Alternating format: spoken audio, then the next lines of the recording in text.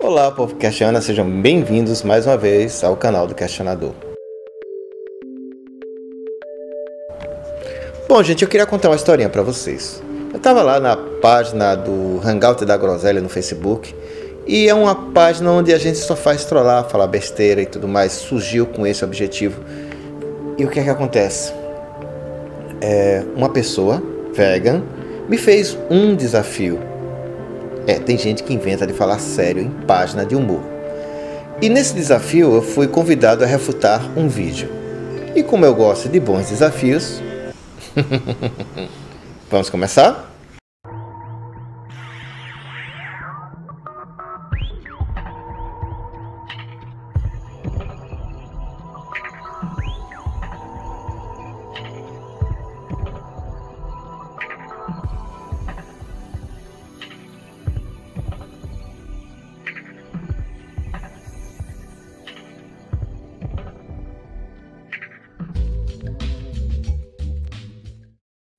O vídeo em epígrafe é esse aqui.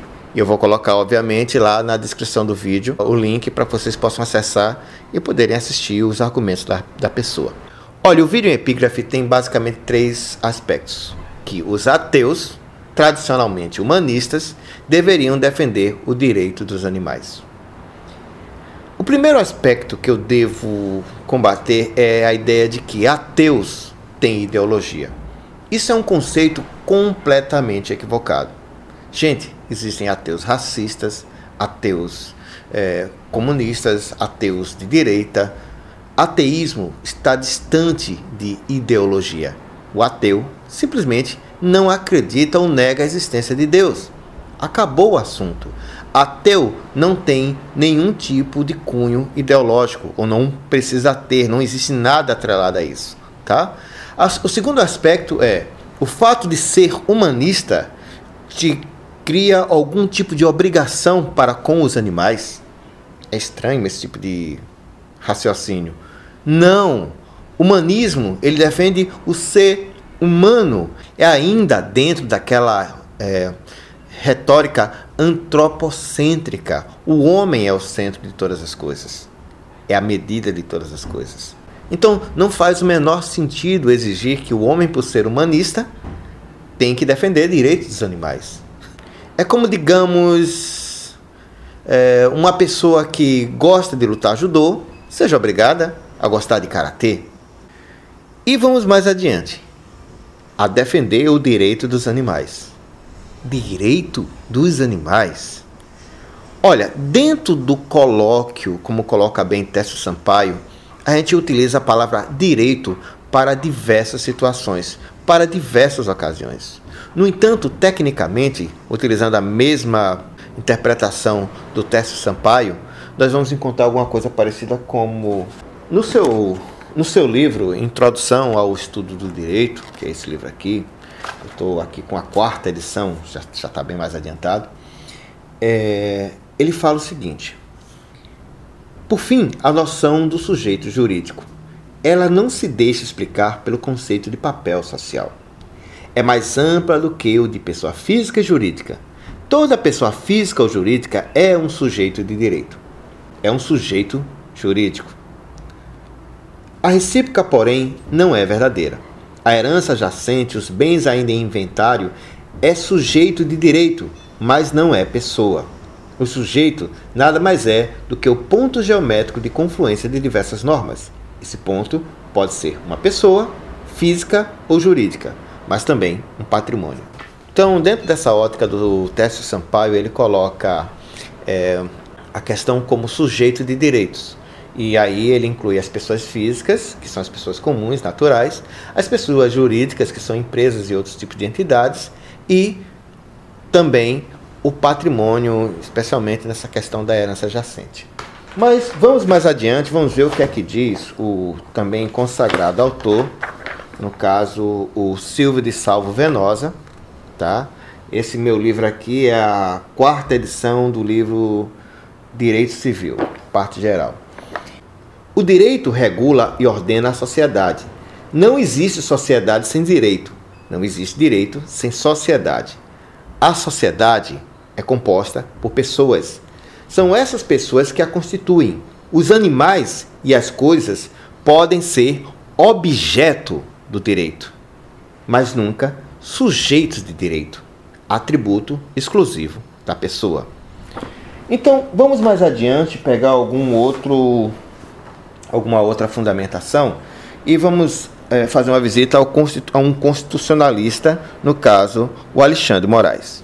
O Alexandre Moraes, na 27ª edição do seu livro Direito Constitucional, ele dispõe o seguinte: ressalte-se que o estabelecimento das constituições escritas está diretamente ligado à edição de declarações de direitos do homem, com a finalidade de estabelecimento de limites ao poder político, ocorrendo a incorporação de direitos subjetivos do homem em normas formalmente básicas, subtraindo-se seu reconhecimento e garantia à disponibilidade do legislador ordinário.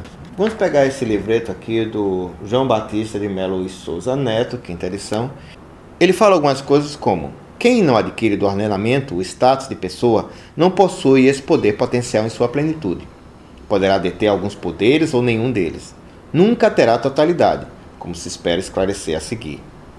O Código Civil admite duas categorias de pessoas: as naturais, ou físicas, e as jurídicas, ou morais.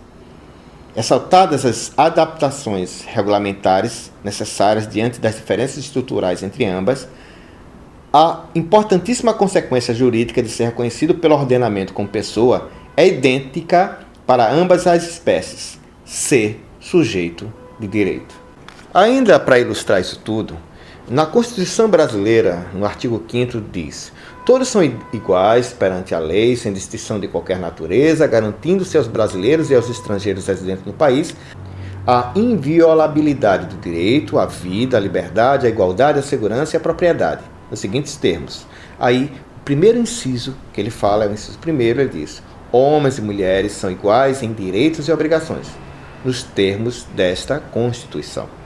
Dentro do campo penal, a gente pode destacar o seguinte: como diz Damásio de Jesus, os entes inanimados e os animais não possuem capacidade penal, exatamente porque eles não têm personalidade jurídica, então eles não podem ser responsabilizados por isso também.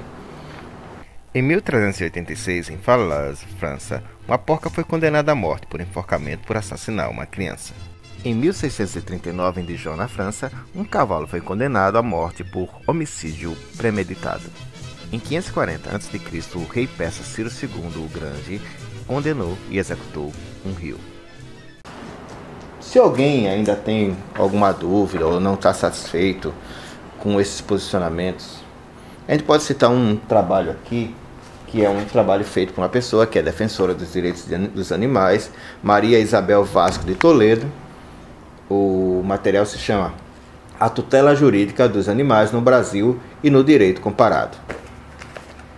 Esse material aqui, que está disponível na internet, eu vou deixar o link na descrição. E já para dar um checkmate nesse assunto, ela mesma admite: o ordenamento jurídico brasileiro e grande parte da doutrina ainda tratam os animais como meros objetos materiais dos delitos contra a fauna, considerando o poder público e a coletividade como sujeitos passivos, ou seja, como os detentores do direito subjetivo. O blog do professor Adriano Godinho, numa matéria intitulada Natureza Jurídica dos Animais. Esse material aqui que vocês também vão poder localizar. E ele fala aqui: tomamos partido. Deve ser afastada qualquer possibilidade de reconhecimento dos pretensos direitos dos animais, o que, aliás, nos projeta para muito além da mera questão da legitimidade para a impetração de habeas corpus. Aqui ele fala um exemplo de um habeas corpus. Não cabe reconhecer personalidade jurídica aos animais, que, portanto, continuam a ostentar a condição de coisas, posição que encontra correspondência no artigo 82 do Código Civil, que, como tal, qualifica os denominados semoventes. Gente, não é que a maioria deva prevalecer, acho que sempre há espaço para uma discussão doutrinária. No entanto, essa questão, para mim, é um ponto de vista pessoal, essa questão, para mim, ela está razoavelmente superada. Essa questão de direitos dos animais, ou seja, querendo estabelecer uma nova diretriz, uma figura sui generis de personalidade para que esses animais sejam incluídos, é uma boa discussão doutrinária. Mas para mim, na realidade, não passa de uma boa forçação de barra. Mas por que essa minha preocupação? E por que eu estou dando um pouco mais de ênfase com relação a esse assunto? Porque o que é que está por trás disso? Eu gostaria que vocês se apercebessem que é aí onde está o grande pulo do gato. Preste bem atenção nisso. O que essas pessoas querem não é necessariamente viver uma vida saudável, comendo vegetais, utilizando isso aí como uma filosofia pessoal. Quando você vê, por exemplo, aquele incidente lá dos Beagles, onde um grupo de pessoas invadiu o instituto para proteger os animais e resgatá-los. A mensagem por trás daquilo ali é que os animais teriam o direito natural. Eu já expliquei isso num outro vídeo onde eu falo da redução da maioridade penal. O direito natural surgiu basicamente como uma coisa religiosa, ou seja, todos nós, seres humanos, temos uma noção do que é certo, errado, bem e mal. E por conta disso, existe um direito natural, um direito que existe aqui e existe em qualquer lugar do mundo. Eu não gosto muito do justnaturalismo, exatamente porque, se por exemplo no Brasil é proibida a pena de morte, nos Estados Unidos é permitida a pena de morte. Numa guerra, vale tudo para se proteger. Existem diversos aspectos relacionados, por exemplo, ao direito à vida, mas não convém esmiuçar. Eu recomendo que vocês procurem dar uma estudada melhor sobre esse assunto. Mas o que é que fica como mensagem por trás de toda essa celeuma? É que, na realidade, essas pessoas querem proibir você de comer carne, vestir cinto, usar roupas e por aí vai. Aí vocês vão dizer, Sérgio, você está exagerando. Você não tem nenhuma prova disso. Eu tenho provas disso. Em Curitiba está tentando se implementar, não sei se já foi implementada a questão da segunda sem carne. Já existe uma lei em Teresina a esse respeito. Já existe um deputado no Congresso Nacional querendo estabelecer isso, ou seja, a proibição de venda de carne às segundas-feiras. Já existem pessoas alugando imóveis somente para quem não come carne. Já existem pessoas que exigem que os seus trabalhadores não comam carne no local de trabalho. Ou seja, em resumo, estão acontecendo algumas coisas que talvez esteja passando despercebido, mas essas coisas existem. Porque esses animais têm direito à vida, então você não pode fazer a sua roupa de couro, não pode usar o cinto de couro, não pode comer coisas, não pode submeter animais à violência. Essa coisa é muito curiosa. Então, serve aí de alerta para vocês prestarem um pouquinho mais atenção nesse assunto, porque essas pessoas, elas pregam essa questão do direito natural dos animais como uma coisa quase como religiosa. Eu até tento compreender esses aspectos pelo lado da minha visão humana e pela questão da minha sensibilidade ao sofrimento dos animais. Então, vencida essa etapa, aí a gente vai falar em sofrimento dos animais, em proteção dos animais. Quando nós estamos falando de proteção dos animais, a tutela, como costuma dizer a doutrina, não é do animal em si. A tutela é do direito das pessoas, da coletividade, contra o ato de crueldade. Ou seja, nós podemos nos alimentar dos animais, até mesmo porque nós oferecemos a ele a condição de viver algum tempo, e ele vai nos dar como retorno o leite. As galinhas vão nos dar ovos e a gente vai comer a carne desses animais. Isso é um fator quase que de simbiose. Então, existe uma contraprestação entre as partes. E claro, Aqui nós não estamos defendendo qualquer tipo de tortura ou maldade ou crueldade, ou seja, você dá um chute num animal sem a menor necessidade, e são pessoas que merecem as penalidades da lei, apesar de que acho que a lei ela poderia ser melhor, mais taxativa, mais objetiva nas aplicações da pena, mais objetivas no enquadramento do infrator, da pessoa que comete o delito, que isso seria muito útil para evitar diversos abusos que ocorrem, e eu acredito sim que os animais devam ser tratados com humanidade, com respeito, mas eu não abro mão de me utilizar dos animais, especialmente para minha alimentação. E por que isso? Porque hoje em dia existe um grande debate: qual seria a melhor dieta? A vegana, a vegetariana ou a dieta de quem come carne? Olha, gente, obviamente, se você for um vegano ou for um vegetariano, se não for a um nutricionista, você vai ter sérios problemas. Porque essas pessoas normalmente precisam de complementação, principalmente do complexo B, tá? Então, sem esse tipo de complementação, a pessoa fica fragilizada. E esse complexo B é feito à base de bactérias. Mas é muito importante que a gente perceba que uma alimentação balanceada, contendo carne, leite, ovos, mel, e uma alimentação balanceada sem essas propriedades, olha, a alimentação balanceada com carne vai ser muito mais útil ao organismo humano. Isso não tem comparação, porque como somos onívoros, nós temos no nosso organismo uma facilidade de absorção de carne e vegetais.